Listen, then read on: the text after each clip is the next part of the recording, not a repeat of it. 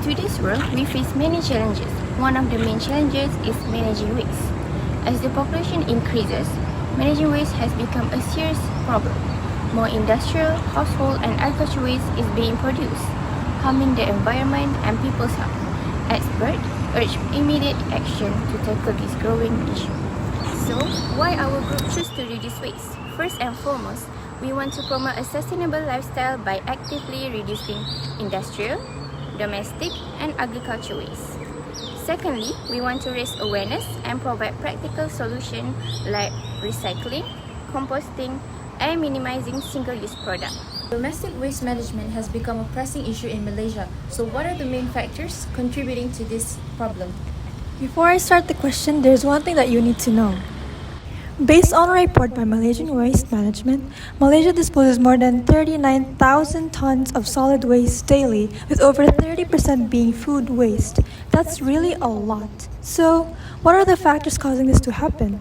One major factor is improper waste disposal and a lack of public awareness about managing domestic waste. Many people are unaware of the environmental impact caused by everyday waste. For instance, about 100 million marine animals die each year from plastic waste alone. Additionally, Malaysia heavily relies on landfills, which is not sustainable on the long run. Landfills take up valuable land space and release greenhouse gases, contributing to global warming. So tell me, what steps can be taken to tackle this growing concern? Raising public awareness about waste reduction is crucial. This can be achieved through educational campaigns and community programs. For example, people can practice reuse, reduce, and recycle, which is the 3R. Besides, food waste should not be just thrown into the rubbish bin. Instead, it could be used to make compost that acts as fertilizers to plants. Additionally, the country needs to improve its waste collection and recycling system to ensure more efficient and environmentally friendly waste management.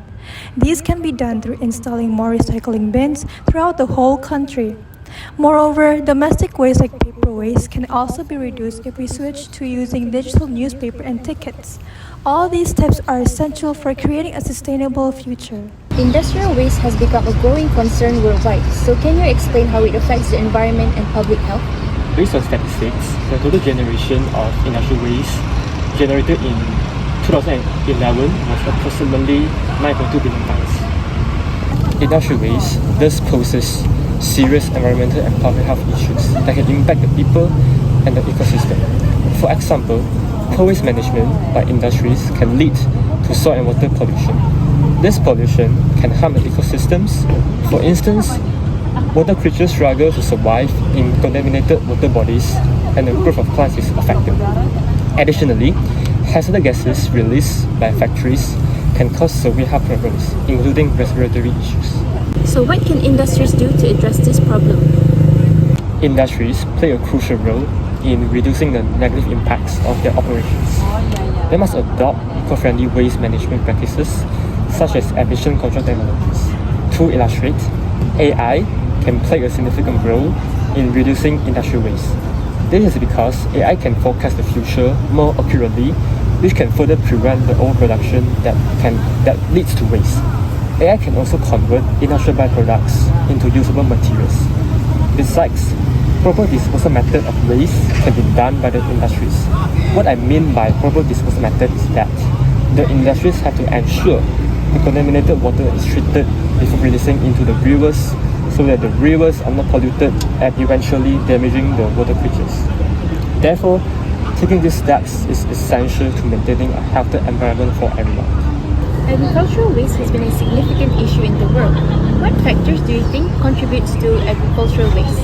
So one of the major factors that contributes to agricultural waste is definitely poor farming practices. For example, overuse of water, improper way of irrigation, and overuse of chemical fertilizers. All this can cause the plant to die and hence contributing to waste. According to the statistic by Ministry of Agriculture and Rural Affairs of China, China is the second largest corn producer in the world. However, due to their intensification of agriculture production, large number of corns are burnt in situ, which releases toxic gases into the atmosphere. What we could see here is that the intensification of production can result in waste and eventually polluting the atmosphere. Besides, climate change is also a big factor that contributes to agriculture waste. This is mainly because the weather is unpredicted.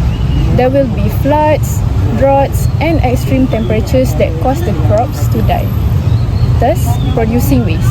Seems like agricultural waste is inevitable. If that's the case, what can we do to reduce agricultural waste? With the advancement of technologies, drones are now being used in agriculture. So how can they be applied in agriculture? Well, the drones can capture the images of agricultural area and turn the images into 3D map that allows the farmers to plan for seeding patterns, conduct soil analysis, and observe the growth of plants. Furthermore, drones can disseminate the number of fertilizers and pesticides accurately based on the plant's health. This can avoid excessive number of fertilizers and pesticide being used, eventually ensuring the growth of plants and hence reducing agricultural waste that can lead to environmental issues. It's lucky that we have those technologies. One of the main examples of radioactive waste is nuclear waste. Nuclear waste management has long been a concern due to its potential hazards. However, many people are not familiar with nuclear waste. Can I explain the challenges, risks and solutions that can be taken to tackle nuclear waste? Absolutely. The transport, storage and disposal of nuclear waste presents significant challenges because of its extreme longevity and toxicity. Certain materials like plutonium remain hazardous for thousands of years. So for example, plutonium-244 takes 18.8 million years to decay to half of its original level. So for storage, even if it's designed to isolate nuclear waste deep underground, there is always a risk of contaminations. Over time, radioactive materials can leach into groundwater and surrounding ecosystem. So the environmental and health impacts should be severe. Besides environmental concern, there is also the risk of terrorist attacks targeting nuclear waste storage sites or transport vehicles. A breach could result in dangerous radioactive leaks and dispersals. Moreover, there is a high possibility that the nuclear waste will be stolen by the terrorists to make nuclear weapons that might cause the world in danger.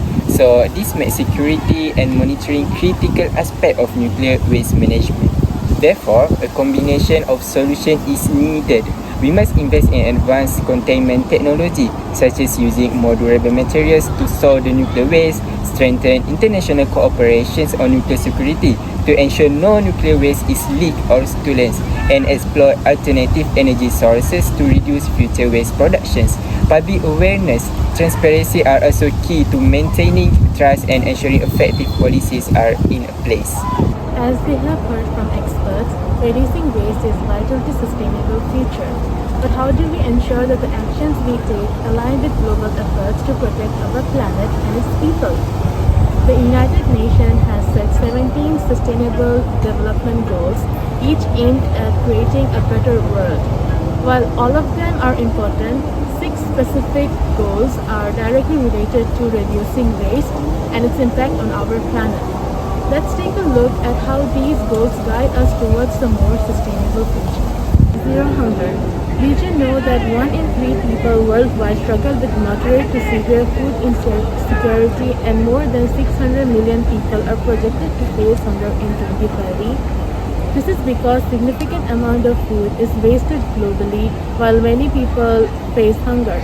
Reducing food waste in production, supply chains, and at the consumer level can ensure more resources are directed towards combating hunger and achieving food security.